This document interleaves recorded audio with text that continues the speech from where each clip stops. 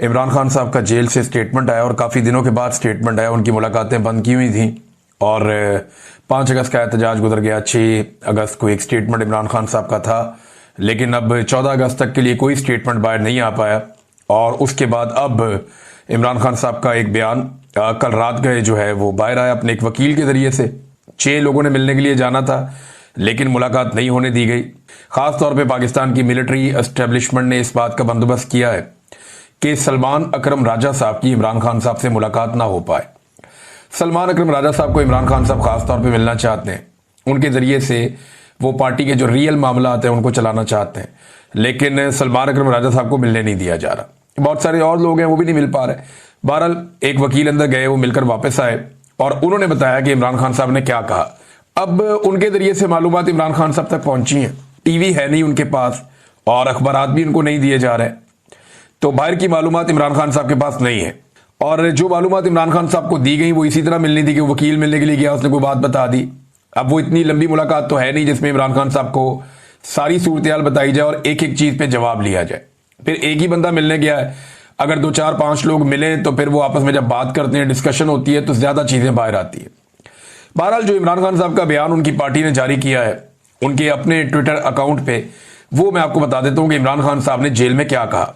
मेरा अपनी पूरी कौम, अपने कारकुनान और पार्टी क़यादत को पैगाम है कि आपका कप्तान आज भी सीना तान कर खड़ा है, आपने घबराना नहीं है। लो जी, इमरान खान साहब तो वहीं पे खड़े। यहां पे सुहेल बड़ा इसने कॉलम लिख दिया, आर्मी चीफ ने ख्वाहिशात का इजहार कर दिया, डीजीआई एसपीआर से नीचे तक सब माफी का मुतालबा कर रहे हैं। पाकिस्तान के टीवी चैनल पे हर तरफ माफियों के मुतालबे हो रहे हैं, माफी मांगेगा नहीं मांगेगा वो उधर ही खड़ा है। मेरा अपनी पूरी कौम, अपने कारकुनान और पार्टी की आदत को पैगाम है कि आपका कप्तान आज भी सीना तान कर खड़ा है, आपने घबराना नहीं है। ये जी इमरान खान। पार्टी के रहनुमा और कारकुनान को 5 अगस्त के बाद 14 अगस्त को भी मुल्क भर में निकलने पर खराज तहसीन पेश करता हूं। हालिया एहतजाजी तहरीक के नतीजे में हुई गिरफ्तारियां हों या 9 मई फॉल्स फ्लैग पर कैंगरू कोर्ट्स की गैर मुनसिफाना सजाएं, ये फस्तायत है। मगर इस सब के बावजूद आपने किसी सूरत हौसला नहीं हारना। जुल्म और बर्बरियत के इस तूफान के सामने डट जाना है। मैं खुद इस जेल की काल कोठरी में कैद रहकर भी अपनी कौम की हकीकी आजादी की जंग लड़ रहा हूं, और जब तक अपनी कौम को गुलामी की जंजीरों से आजाद नहीं करवा लेता, इसी तरह डट कर खड़ा रहूंगा। मुझ पर एक बार फिर मुकम्मल तौर पर कैद तन्हाई नाफिज कर दी गई है। अहले खाना और वकला से भी मुलाकात बंद करवा दी गई है, जबकि बैरूनी दुनिया और हालात हाजरा से बेखबर रखने के लिए हर जरिया मालूमात, चाहे वो टीवी हो या अखबार हो, मुकम्मल तौर पर बंद कर दिया गया है। यही गैर इंसानी सलूक बुशरा बीबी के साथ भी रवा रखा जा रहा है। हमारी मुलाकात भी बंद करवा दी जाती है। मेरे अहले खाना की तरफ से भेजी गई दर्जनों किताबों में से गुज़िश्ता 2 माह में सिर्फ 4 किताबें फराहम की गई हैं, बाकी सब किताबें जब्त कर ली गई हैं। जाती डॉक्टर तक रसाई भी तवील अरसे से बंद है, ताकि सेहत का मेरा बुनियादी इंसानी हक भी सलब कर लिया जाए। हमने किसी भी सूरत जुल्म और जबर के सामने सर नहीं झुकाना। याद रखें, अंधेरी रात जितनी भी तवील हो, उसकी सुबह जरूर तलू होती है। इस जुल्मत की रात का खात्मा करीब है। इंशाअल्लाह इंसाफ और आजादी का सूरज जल्द तुलू होगा। मुल्क भर में तूफानी बारिशों और सैलाबी सूरत हाल से कीमती इंसानी जानों के ज़िया का इंतहाई अफसोस है। इस मुश्किल वक्त में तमाम कौम को बढ़ चढ़ कर रेस्क्यू एंड रिलीफ मुहिम का हिस्सा बनना चाहिए। इमरान खान साहब ने ये बातें की है। इसके अलावा इमरान खान साहब ने पंजाब में अपोजिशन लीडर की नामजदगी के लिए 5 नाम मांगे हैं कि 5 लोगों के नाम दिए जाएं, जिनमें से एक को इमरान खान साहब नामजद करेंगे कि जनाब ये पंजाब का अपोजिशन लीडर होगा और ये आगे काम करेगा। लेकिन अभी ये पाकिस्तान तहरीक इंसाफ ने इसको अनाउंस नहीं किया, लेकिन जराए से खबर आई है कि इमरान खान साहब ने कौमी असम्बली में अपोजिशन लीडर के लिए महमूद खान अचकजई साहब को नामजद कर दिया है। और बहुत सारे लोग जो है पाकिस्तान तहरीक इंसाफ में वो बेचारे पर तोड़ रहे थे कि उमर अयूब साहब के बाद वो बन जाएंगे, किसी को लगता था वो बन जाएगा, तो बहुत सारे लोगों ने पर तोले हुए थे कि वो अपोजिशन लीडर बनेगा। जब उमर अयूब साहब बन रहे थे तब भी बहुत सारे लोगों ने पर तोले थे, बड़े लोग जोर लगा रहे थे। शेर अफजल मरवत साहब की भी एक ख्वाहिश थी, मैंने उसका तस्करा भी किया था कि वो बनना चाहते हैं अपोजिशन लीडर, और भी बहुत सारे लोग बनना चाहते थे। लिहाजा अभी भी बहुत सारे लोग बनना चाह रहे थे, लेकिन इमरान खान साहब ने महमूद खान अचकजई का नाम दिया है। महमूद खान अचकजई साहब वो आदमी हैं जिन्होंने बड़ी जबरदस्त तरीके से इस ड्यूरेशन में, टाइम ड्यूरेशन में, जो 8 फरवरी का इलेक्शन हुआ 2024 में, उसके बाद से अब तक उन्होंने एक अच्छे ओपोजिशन लीडर का किरदार अदा किया है। साथ ही साथ महमूद खान अचकजई साहब ने पाकिस्तान तहरीक इंसाफ को कहा था कि अगर आप सारे मुझे हलफ दे देना कि आप में से कोई भी एस्टेब्लिशमेंट से राब्ता नहीं करेगा या उनकी बात नहीं मानेगा, तो मैं गारंटी करता हूं कि ये लोग घुटने पे आएंगे। ये माजी में इस तरह के दावे करते रहे हैं। बहरहाल महमूद खान अचकजई साहब को नामजद किया गया, लेकिन पार्टी ने भी इसको जारी नहीं किया। मेरे ख्याल में पार्टी ये चाहेगी कि इमरान खान साहब से मुलाकात की जाए और कोशिश की जाए कि पार्टी के अंदर से कोई नाम लिया जाए। दूसरा, पार्टी ये भी चाहती है कि ज़िमनी इंतखाबात में पार्टी हिस्सा ले, जबकि इमरान खान साहब का मौक़िफ़ ये है कि जिन लोगों ने वफादारी निभाई है वही इन सीटों के मालिक हैं। ज़बरदस्ती उनसे ये सीटें छीनी गई हैं, उनकी जगह पे किसी और को टिकट देना ये एक ज़्यादती है और ये सरेंडर करने के मुतरादिफ है। हम इन फैसलों को मानते ही नहीं है और जब अपने उम्मीदवार हम खड़े करेंगे तो ये इन फैसलों को मानने के मुतरादिफ होगा। अब एक सोच ये है। दूसरी ये है कि कभी भी मैदान खाली नहीं छोड़ना चाहिए और पीटीआई के पास कोई बंदों की कमी नहीं है। अगर एक बंदा हटाएंगे तो दूसरा आएगा, दूसरे के बाद तीसरा आएगा। तो एस्टेब्लिशमेंट को यह पता चलना चाहिए कि हर जगह पाकिस्तान तहरीक इंसाफ मुज़ामत कर रही है या मुकाबला कर रही है। तो दूसरी सोच ये है। दोनों चीजें मैंने आपके सामने रख दी। अभी इमरान खान साहब का ये हतमी फैसला होगा। उस हवाले से इमरान खान साहब ने कोई मौक़िफ़ बताया है जो पार्टी को बताया गया।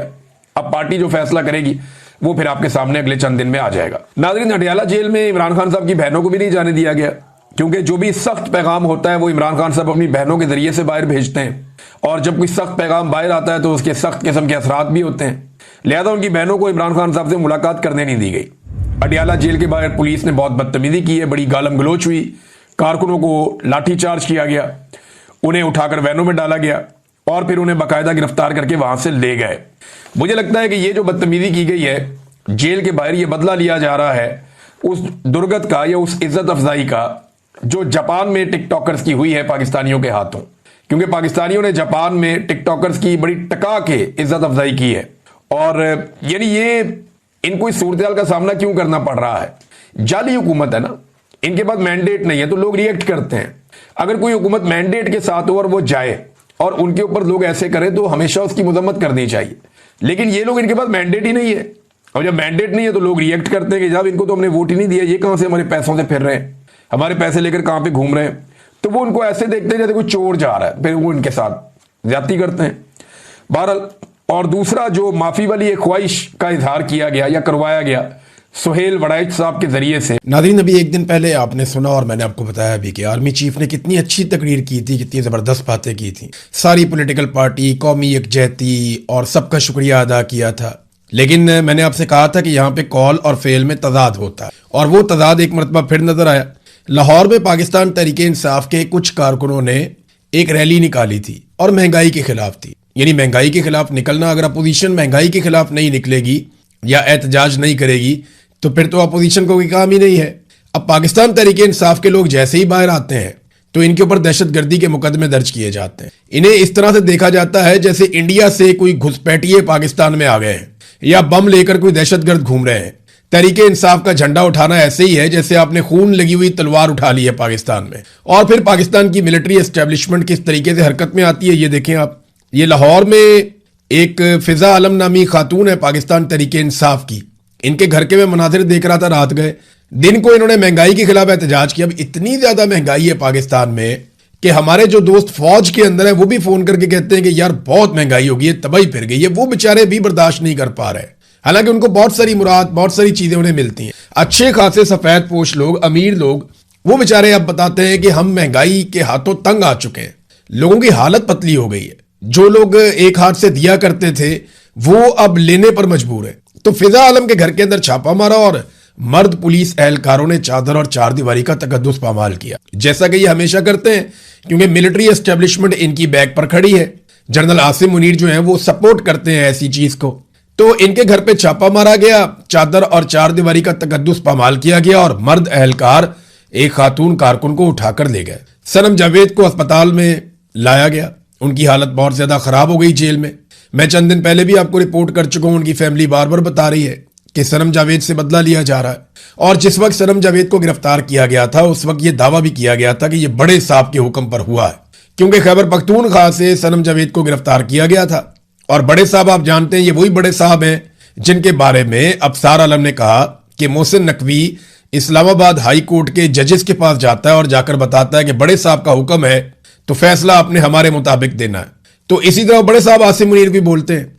तो सनम जावेद के ऊपर जो है वो पाकिस्तान की मिलिट्री एस्टेब्लिशमेंट को बहुत गुस्सा था, क्योंकि वो आसिम मुनीर साहब पे तनकीद करती थी। अब पता नहीं उसे क्या खिलाया जा रहा है, क्या किया जा रहा है, उसकी आंख में भी प्रॉब्लम है, उसके मैदे में भी प्रॉब्लम है, और वो अच्छी खासी थी, ठीक ठाक बीमार होती चली जा रही है। और ये और भी बहुत सारे कैदियों के साथ हो रहा है। इस वक्त जो है ना वो निजाम जालिमाना हथकंडों पे उतर है, और इसका सबसे बड़ा विक्टिम इमरान खान है। इमरान खान की बहन उज़मा खानम ने जो केस किया था इस्लामाबाद हाई कोर्ट में, अब वो अपील में चली गई हैं सुप्रीम कोर्ट ऑफ पाकिस्तान में। और जो सूरत है वो मैं आपके सामने रख देता हूँ। इमरान खान को इलाज के लिए अस्पताल मुंतकिल करने के लिए उज़मा खानम सुप्रीम कोर्ट में दरखास्त दायर कर चुकी हैं, और उन्होंने नवाज शरीफ की जो जेल में बीमारी है उसकी मरियम नवाज और ज़ाती मुआलिज को मियां नवाज शरीफ से जेल में मुलाकात की इजाज़त और मेडिकल चेकअप की दरखास्त, और उस पर लाहौर हाई कोर्ट का जारी किया गया मुलाकातें कराने का ऑर्डर, मियां नवाज शरीफ को अदालती इजाज़त से लाहौर से लंदन रवानगी की खबर के अखबारी तराशे, इमरान खान से मुलाकातों पर पाबंदी और वफाकी वज़रा की इस पाबंदी को जवाब पेश करने के लिए प्रेस कॉन्फ्रेंस समेत उन्होंने बहुत सारी तफसीलात पर मबनी दस्तावेजात इकट्ठी करके सुप्रीम कोर्ट ऑफ पाकिस्तान को माजी याद कराने की भरपूर कोशिश करते हुए इमरान खान को इलाज के लिए शफा अस्पताल मुंतकिल करने, जाती मुआलिजीन की रसाई और फैमिली से मुलाकात करने की इजाजत देने की इस्तदा की है। देखिए, अदालत को गैरत दिलाने की कोशिश की। उन्होंने बताया कि नवाज शरीफ नाम का आदमी जेल में था, उसको कितनी सहूलियात थी, कैसे उनके डॉक्टर जाते थे, फैमिली जाती थी, कैसे उन्हें अस्पताल के अंदर पूरा महल बनाकर दिया गया था। मुझे याद है मियां नवाज शरीफ को जब अस्पताल शिफ्ट किया गया तो आसपास के सारे कमरों में उनके खानदान के लोग थे, उनके करीबी लोग थे, और पूरा खानदान वहां पे मौजूद रहता था, पूरा मेला लगा हुआ था। मियां साहब के लिए स्पेशल टाइलें बाथरूम की तब्दील की गई थी, ये मियां साहब पसंद नहीं फरमा रहे थे।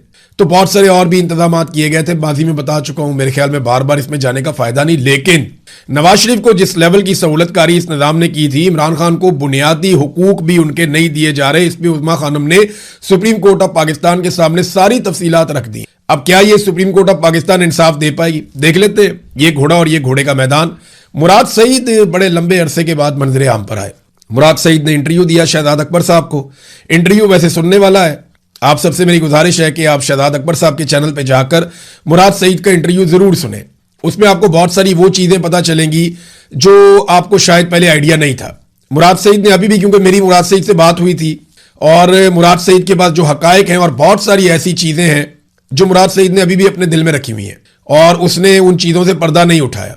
देखिए, जितना मर्जी पाकिस्तान तहरीके इंसाफ को मार पड़ी है, एक बात तो सबको माननी पड़ेगी कि उन्होंने बहुत सारी ऐसी चीजें जो वो कर सकते थे, कह सकते थे, उन्होंने वो कहने से गुरेज किया। और इसलिए नहीं कि वो डरते हैं, उन्होंने इतनी बड़ी टक्कर ली हुई है, डर की वजह से नहीं, इन लोगों ने पाकिस्तान की इज्जत की वजह से बहुत सारी चीजों पर खामोशी। इमरान खान साहब भी खामोश रहे, मुराद सईद जो है उन लोगों में से एक है, और भी पाकिस्तान तहरीके इंसाफ के बहुत सारे लोग हैं। अभी मुराद सईद ने बहुत सारी बातें नहीं बताई, लेकिन जो बताया वो तल्ख हकायक है जो पाकिस्तान के अंदर हुआ, कि कैसे पाकिस्तान में लंदन प्लान के जरिए से एक मिलिट्री जर्नल और पॉलिटिकल पार्टी के बीच में मुआहदा होता है, फिर कैसे अमेरिका को बीच में लाया जाता है, फिर किस तरीके से पाकिस्तान में दहशतगर्दी को बाय डिजाइन लाया गया, और किन हालात का सामना इमरान खान ने और मुराद सईद ने किया।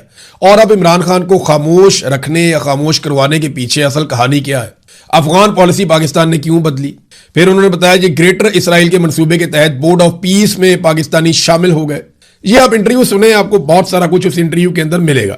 नाजरीन, अब पाकिस्तान के अंदर जो है ना बातें बहुत बड़ी बड़ी की जाती हैं, बहुत बड़ी बड़ी बातें की जाती हैं कि हमने ये कर दिया, हमने वो कर दिया। हकीकत क्या है? मैं एक तहरीर पढ़ रहा था और उसमें वो हकीकत जो है वो सबसे आसान अल्फाज में नजर आती। वो कहते हैं पेट्रोल और डीजल की कीमतें कितनी बढ़ानी है, ये फैसला तो IMF करता है। रूस और ईरान से सस्ता तेल लेना या नहीं लेना, इसका फैसला अमेरिका करता है, और दुनिया के फैसले हम करते हैं। यानी हम बेवकूफ हैं। ये अवाम जो है ये रोटी को चोची कहते हैं कि तुम कहोगे जनाब हमारी बड़ी इज्जत बढ़ रही है। हर जगह पे हमारा वजीर आजम जो है वो डोनाल्ड ट्रंप को सलूट मारता है। हमारा आर्मी चीफ जो है वो ब्रीफ केस लेके डोनाल्ड ट्रंप की खुशामद करने पहुंच जाता है। यार ये कोई तरीका तो नहीं है ना, ये मुल्क इस तरह तो नहीं चलते। और फिर आप कहते हैं बड़ी इज्जत मिल रही है। भाई डोनाल्ड ट्रंप जैसा आदमी तारीफ पे तारीफ करता चला जा रहा है इसलिए कि उसको आपसे काम पड़ा हुआ है। इसके अलावा आपने कौम के लिए कुछ टका कमाया या कुछ सरमायाकारी पाकिस्तान में लेकर आए। कर्जे पाकिस्तान के बढ़ते चले जा रहे हैं, और पिछले 3-4 सालों में सबसे बड़ी कामयाबी की खबर पता क्या आती है पाकिस्तान में, कि जनाब पाकिस्तान को कर्जे की एक और किस्त मिल गई। ये है जनाब सबसे बड़ी कामयाबी। फिर ये सारे टाउट मिलकर एक दूसरे को मुबारकबाद देते हैं, मुबारक हो जी कर्जा मिल गया, बहुत बड़ी माशी कामयाबी हो गई। पाकिस्तान तरीके इंसाफ के दौर में IMF से बात करने के ऊपर पूरे पूरे आर्टिकल छाप दिए जाते थे, प्रोग्राम हो जाते थे कि आप गए क्यों, आप मिले क्यों। यहां पे कर्जे की किस्त लेने के ऊपर ये मुबारकबादें देते हैं। ये इनका उतरता हुआ निकाब पूरी कौम ने देखा। और अब अभी आप और देखेंगे, ये 28वीं आईनी तरमीम आ रही है। बिलावल ने जिस ब्रूट मेजॉरिटी का लफ्ज इस्तेमाल किया था ना, मैं हैरान हो गया था कि बेनजीर भुट्टो की रूह कब्र के अंदर तड़प गई होगी जो बिलावल ने किया था। डंडे वाली जमहूरियत और ब्रूट मेजॉरिटी, ये बिलावल ने अल्फाज इस्तेमाल किए थे। जिस ब्रूट मेजॉरिटी के साथ, जालिमाना मेजॉरिटी के साथ, ताकत के इस्तेमाल के साथ बिलावल ने आईनी तरमीम पास करवाई थी 26वीं और 27वीं, आज वही बिलावल फंसा हुआ है। पीपल्स पार्टी को सिंध में रगड़ा लगाया जा रहा है, नैब के जरिए से चुरे तेज कर दिए गए हैं। ये भी करप्शन पकड़ लेंगे, वो भी करप्शन पकड़ लेंगे, इनको बार बार धमकाया जा रहा है। इसमें ना एक बड़ी जबरदस्त सुहेल रशीद साहब ने खबर दी है, और ये इसमें 4-5 खबरें एक साथ हैं उनकी एक ही खबर में, कि किस तरीके से अब सिंध के अंदर बंद फाइलें खोली जा रही हैं, किस तरीके से नैब को दोबारा मुतहर्रिक किया जा रहा है, किस तरीके से पीपल्स पार्टी और उनके लोगों के इर्द गिर्द शिकंजा कसा जा रहा है। तो याद रखिएगा कि बिलावल को और आसिफ जरदारी को 28वीं आईनी तरमीम भी अच्छे बच्चों की तरह पास करवानी पड़ेगी, चाहे वो ये माने या ना माने, क्योंकि ब्रूट मेजॉरिटी, ये बिलावल ने खुद कहा था, तो जरा उसका मजा भी ये चखेंगे। इन्हें वो सारा कुछ करना पड़ेगा जो जमहूरियत की नफी है, इन्हें वो सब कुछ करना पड़ेगा जिससे पाकिस्तान में सियासतदान कमजोर होंगे और पाकिस्तान की मिलिट्री एस्टेब्लिशमेंट मजीद मजबूत होगी। अब कुछ लोग ये बातें करते हैं कि फील्ड मार्शल आसिम मुनीर सदर पाकिस्तान बन जाएगा, और वो कोशिश कर रहे हैं कि आईनी तरमीम करके सदर पाकिस्तान बन जाए। कुछ भी बन जाए, ये मुल्क नहीं चलना। सदर पाकिस्तान बन जाए, वजीर आजम बन जाए, आर्मी चीफ के ऊपर भी कोई ओहदे ले ले, वो भी बन जाए, कुछ भी बन जाए, खुदा नहीं बन सकते, रब नहीं बन सकते, ये निजाम नहीं चल सकता। आप उल्टे लटक जाएं। आपको इमरान खान से माफी मांगनी पड़ेगी, आपको इमरान खान के साथ जाकर बैठ के बात करनी पड़ेगी, कोई रास्ता आपको निकालना पड़ेगा। ये निजाम नहीं चलेगा। पाकिस्तानी बिगड़ गए, पाकिस्तानी नहीं बात मान रहे। नाज़रीन, अब इंटरनेशनल खबरों की तरफ चलते हैं। डोनाल्ड ट्रंप ने जब से ईरानी तजावीज़ मुस्तरद की हैं, उसके बाद उन्होंने बात की नेतन्याहू से, और तब से लेकर अब तक जो इसराइल है उसने लबनान के ऊपर हमले बहुत तेज कर दिए। जो ताज़ा तरीन हमले हुए हैं लबनान पे, उनमें गुज़िश्ता 24 घंटों में इमदादी कारकुनों समेत 51 लबनानी अफराद जो है लबनान में शहीद हो गए, और लगातार ये तादाद बढ़ती चली जा रही है। हमलों की शिद्दत में इजाफा होता चला जा रहा है। तो ये ईरान की एक शर्त थी कि लबनान के अंदर जंगबंदी की जाए, लेकिन जब भी ईरान की तजावीज़ मुस्तरद होती हैं तो इसराइल लबनान पे बमबारी जो है उसको तेज कर देता है। अब इस वक्त लबनान पे शदीद बमबारी कर रहा है इसराइल, और वहां पे लड़ाई बढ़ती चली जा रही है। दूसरी जानिब ईरान ने भी डोनाल्ड ट्रंप ने जो कुछ कहा उसके ऊपर अपना रद्देमल दे दिया। एक तो ईरान ने कहा जी हमें इससे कोई फर्क ही नहीं पड़ता, यानी ईरानी सरकारी मीडिया ने यह दावा किया कि ईरान के जवाब पर अमरीकी सदर डोनाल्ड ट्रंप ने जो रद्देमल दिया उसकी कोई अहमियत नहीं है। ईरान में मंसूबे अमरीकी सदर को खुश करने के लिए नहीं बनाए जाते। ट्रंप ईरान के जवाब से अगर खुश नहीं है तो यह ईरान के हक में बेहतर है। ईरानी सिक्योरिटी जराये का कहना है कि अमरीकी तजावीज़ ट्रंप के हद से ज्यादा मुतालबों के आगे हथियार डालने के मुतरादिफ थी। ईरानी तजावीज़ में अमरीका को जंगी नुकसानात के मुआवजे की अदायगी और आबनाए हुर्मत पर ईरान की खुद मुख्तारी पर जोर दिया गया। देखिए, इसमें ना एक ईरानी वजारत खारजा के तर्जुमान है इस्माइल बकाई, उन्होंने जो बयान दिया है ना उसमें काफी क्लैरिटी है। उन्होंने कहा कि ईरान के मुतालबात बड़े माकूल और जिम्मेदाराना मुतालबात हैं, जबकि उन्होंने अमरीका पर यकतरफा और गैर मकबूल मौक़िफ़ थोपने का इल्जाम आयद किया। वो ये कहते हैं कि ईरान का मुतालबा ईरानी जहाजों के खिलाफ बहरी कज़ाकी का खात्मा, यानी वो जो नाकाबंदी अमेरिका ने की है वो खत्म की जाए, जिसे वो समुद्री नाकाबंदी कहते हैं।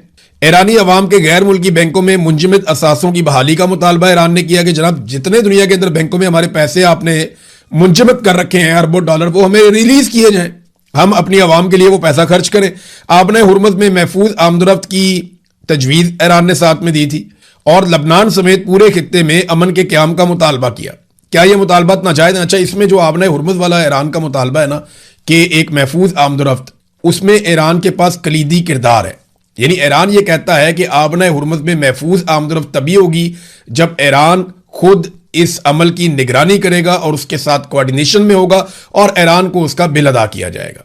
तो आपने हुर्मत के ऊपर जो कंट्रोल है ये एक ऐसी चीज है जिसको अब ईरान नहीं छोड़ना चाहता। नादरीन, इसी बीच में ईरान में एक और बड़ी डेवलपमेंट हुई है। इसराइली खुफिया एजेंसी मोसाद के 7 बड़े खौफनाक जासूस ईरान ने गिरफ्तार कर लिए। इसके अलावा एक शख्स को वहां मार भी दिया गया है, वहां इनकाउंटर हुआ, उसमें वो आदमी मारा गया, और एक शख्स को सजाए मौत भी ईरान में सुना दी गई है। ईरान में इसराइली जासूसी का नेटवर्क बड़ा शानदार बनाया था मोसाद ने, क्योंकि उनके पास बहुत ज्यादा पैसा है, बहुत सारे वसाइल हैं।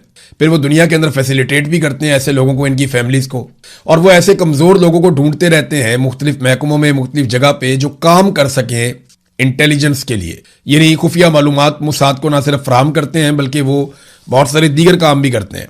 ईरान की वजारत इंटेलिजेंस ने ऐलान किया कि उसने 6 सूबों में कार्रवाइयों के दौरान 2 ऐसे सेल खत्म किए हैं जो इसराइली खुफिया इदारे मोसाद के लिए काम कर रहे थे। कार्रवाइयों के दौरान 7 अफराद गिरफ्तार किए गए, जबकि मुसल्लह झड़प में एक शख्स हलाक हो गया।